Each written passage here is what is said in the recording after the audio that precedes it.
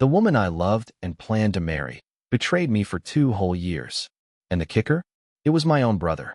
My name's Thomas, and I live in Chicago, the Windy City, where things blow and fast and disappear just as quick. I'd been living with my girlfriend, Brittany, for 3 years. We had it all planned out. Wedding in a month, honeymoon in Hawaii, the whole shebang. Or so I thought.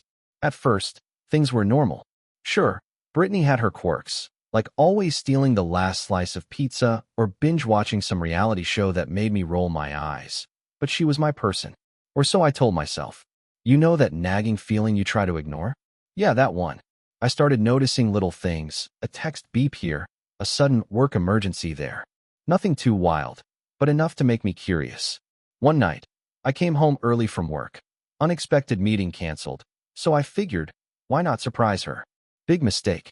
The moment I stepped in, I caught a glimpse of my brother, Jake, sneaking out the back door like he was some secret agent. That alone would have been suspicious if Jake wasn't usually the laid-back, goofy guy who can barely keep a plan alive. But then I found it. The messages, the photos, the late-night calls. Brittany and Jake. Together. For 2 years. 2 years. Can you imagine? The girl I trusted, laughing with my own blood behind my back. And just when I thought it couldn't get worse, I found out Jake was the one who convinced her not to tell me. Yeah, he played the it's complicated card like a pro. I was numb, angry, confused. It felt like my whole life was a bad sitcom, except I wasn't laughing. I confronted them both the next day. Brittany put on that fake, I'm sorry face, the one you see in movies where the villain suddenly tries to look innocent. Jake? He tried to play it off like it was no big deal. We didn't mean for it to happen, man. Seriously? No big deal? I was supposed to marry a liar, and my own brother was the backup plan? But that's just the beginning. Because here's the thing. A year later, I wasn't just going to be the guy who got cheated on. I had a plan. A revenge so sweet, it would make the best drama binge look like a nap. You'd think after catching your fiancée and your brother together, you'd cry, scream, maybe throw a chair through a window. But I just froze. I walked out of that house like a ghost. Didn't say a word. Didn't even slam the door. I got in my car, drove 2 blocks, parked, and sat there for what must have been an hour, just staring out the windshield. You know when your mind is so loud it actually goes silent? Yeah, that kind of broken. The next few weeks were a blur. I moved out, canceled the wedding, sent back the suit. My mom kept calling, saying, "You should forgive Jake, he's your brother." Yeah? Well, tell that to the version of me that bought Brittany a ring he couldn't afford. I tried everything to feel normal again. Therapy, the gym, whiskey. I even downloaded a meditation app, which made me feel like a Zen loser whispering affirmations to myself at 3 a.m. Still, I kept going, day by day. And then came the idea. It didn't hit me all at once. Revenge? No. It started as a question. What if they just got away with it? What if they laughed about me over breakfast while sipping oat milk lattes and wearing matching couples that hustle together hoodies? No. Hell no. So I started watching. Not in a creepy, stalking through bushes way. Okay, maybe just a little bit, but casually. Jake and Brittany had launched a small startup together. Some dumb subscription box business with wellness crap and candles. Glowly, they called it. Cute, right? I created a fake profile, Rachel from Portland. I started ordering from their site, then leaving fake reviews. Then refund requests. Then chargebacks. Nothing huge, just enough to mess with their customer service flow. A minor inconvenience, really, but I needed more. So, I found an influencer. A real one, Cassidy Jones. Fitness model, 3 million followers, also my friend's ex. She owed me a favor from way back in college, don't ask. I told her to promote Glowly on her Instagram, then suddenly call them out publicly for toxic ingredients. She went full nuclear. I watched their followers drop by the thousands. Sponsors started pulling out. It was beautiful, but I got cocky. Here comes the twist you didn't expect. I tried to hack their payment system.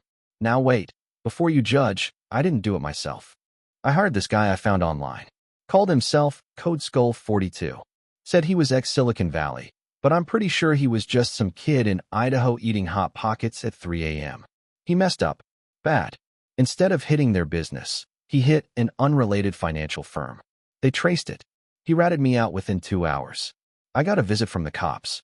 No arrest, just a warning. But enough to shake me up. My mom cried. Again. That night, lying on the couch in my tiny new apartment, I realized something. I wasn't done. But I had to play smarter. No more childish games. If I was going to destroy them, really destroy them, I needed time, patience, and allies. And I knew just who to call. You're not ready for what's next. Trust me. You ever feel like you're walking around with a secret that's so dark, it makes every smile you give look fake? That was me. For months. After the hacker mess, I laid low. Real low. I got a new job, changed my number, stopped posting online. To Brittany and Jake, I had vanished. Just this sad ex who disappeared into the void. Good. That's exactly what I wanted them to think. Because while they were sipping smoothies and posting motivational couple reels, I was building something darker. First step? I reached out to Mia, my ex before Brittany. Yeah, wild I know. But listen, Mia worked in real estate marketing and had recently started dating a guy who managed local PR crises for small businesses. Boom. She had exactly the kind of access I needed. We grabbed coffee. I told her everything. To my surprise, she didn't even blink. You want to destroy their lives? She said. Cool. I'm in. Never underestimate a woman who was once cheated on by Jake. Yeah, plot twist, right? Through Mia and her new guy, we started leaking information. Anonymous tips to reporters. Photos from Brittany's shady early business ventures. Invoices that didn't match. Claims about unsafe ingredients in their glowly products, which, okay, weren't technically proven, but let's just say people didn't ask many questions. Soon, social media was buzzing with hashtag #GlowlyScam, and is glowly hurting your skin? One viral TikTok showed someone with a fake rash screaming, "Thanks, Brittany, I look like a lobster." I watched the views go up from my couch, sipping tea like a villain in a movie. It was glorious. But it gets better. I found out that Jake still owed money from a business loan he co-signed with my name back when we were still speaking. He used my credit score like it was a birthday gift. So I cashed it in. Legally, I was entitled to reclaim part of the assets if he defaulted. Guess what? He defaulted. Boom. I froze their accounts through legal channels. Just like that, their credit tanked. Suppliers cut ties. Employees quit. Brittany went full meltdown mode on Instagram Live, crying, screaming, blaming toxic internet culture. Classic. Jake? He tried to reach out to me. Sent an email with the subject line, "Can we talk?" I didn't even open it. But I wasn't done. I needed one final blow. One they wouldn't see coming. I found out they had been planning to expand. A new investor deal worth 6 figures. Their last lifeline. I showed up to that meeting. Not as myself. As a consultant. Yeah, I wore glasses, changed my hair, used a different name. I told the investor everything. Off record, of course. Gave him proof, stories, concerns. Let's just say he pulled out so fast you'd think he saw a ghost. That was it. Within a week, their business folded. And within a month, they were out of money. Apartment? Gone. Car? Repossessed. Reputation?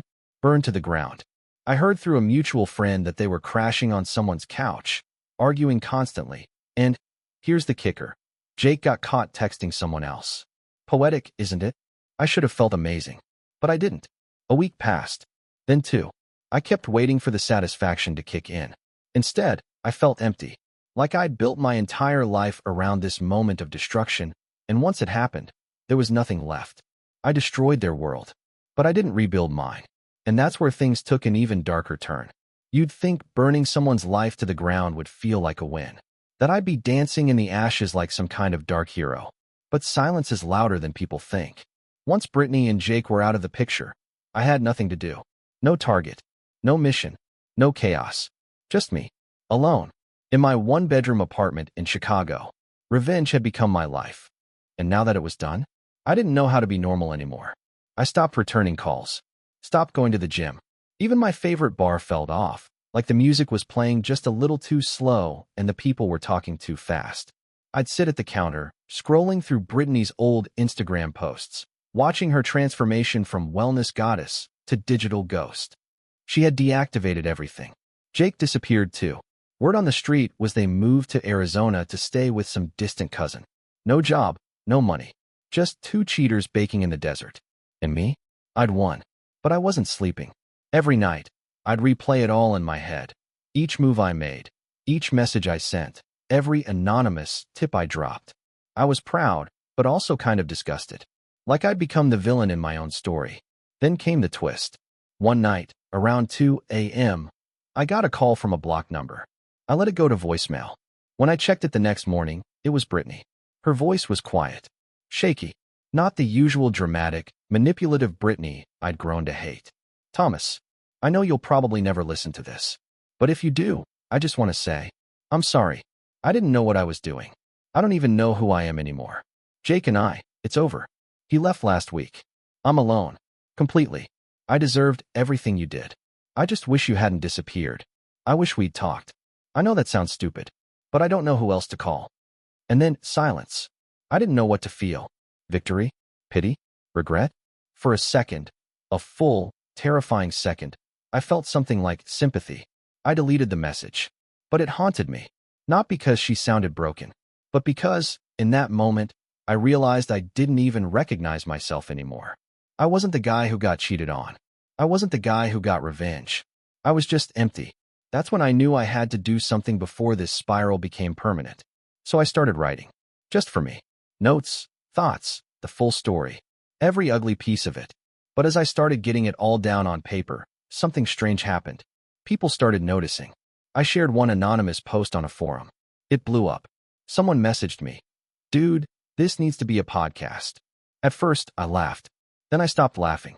Maybe this story wasn't just mine anymore. Maybe the only way out of the darkness was to tell others how I got lost in it. And that's how something new began. So there I was, halfway between closure and collapse, telling my story to strangers online like it was therapy I didn't have to pay for. And people listened. My posts started gaining traction. One guy messaged me, "Bro, this is wild. You should make a YouTube channel." Another said, "This got me through my breakup, man.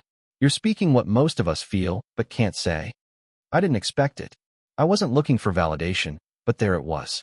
And something inside me clicked. Maybe this pain had a purpose. So I bought a cheap mic, recorded my story, raw, unfiltered, sitting at my kitchen table. No soundproof room. Just me, a cup of cold coffee, and the truth. I called it Thomas, Unwritten. It blew up. Tens of thousands of views in days. Comments rolling in. People telling their own stories. A whole army of broken hearts learning how to rebuild, or at least get even. But then, one comment changed everything. "Hey Thomas, did you know Brittany's working again?" At first I thought it was a troll. But curiosity's a nasty little thing. I looked her up. Nothing on Instagram. Nothing on LinkedIn. Then I checked Facebook, the one place cheaters forget to clean up. Boom. There she was. Brittany Langston, now Brittany Miles. She had changed her last name. And guess what? She was married. To some guy named Eric Miles, a tech consultant from Phoenix. Looked like a total square. Clean haircut. Big smile. I don't know why it hit me so hard. Maybe because for a moment, it looked like she'd moved on. And I hadn't. I stared at their wedding photo for a long time. She looked happy. Not fake happy, actually happy. And I hated how much that got to me. I closed the tab. Tried to forget it. Then, 2 days later, I got an email. Subject line, "Please read this." It was from Brittany. She said she'd found my channel. She knew it was me. She watched every video. "You were right to hate me," she wrote. "But I never stopped thinking about what I did to you. I still dream about that night you walked in, and the look on your face. I wish I could go back." She said she was in therapy. That Eric knew everything. That she never told Jake she reached out. Then she wrote something that hit harder than anything she'd ever said before. "You didn't destroy my life, Thomas. I already had. You just made me face it." And suddenly, I didn't feel victorious or vengeful or even hurt. I just felt done. Not defeated. Just done carrying it. I didn't reply. Not because I was angry. Because I didn't need to anymore. It's been a year. My channel is growing. I help people tell their stories now. Raw, messy, beautiful stories of betrayal, resilience, and healing. Sometimes I wonder what Jake's doing. But I don't look. I don't need to. Because I'm finally not living in the past. I'm not the victim. Not the villain. Not the avenger. I'm just Thomas.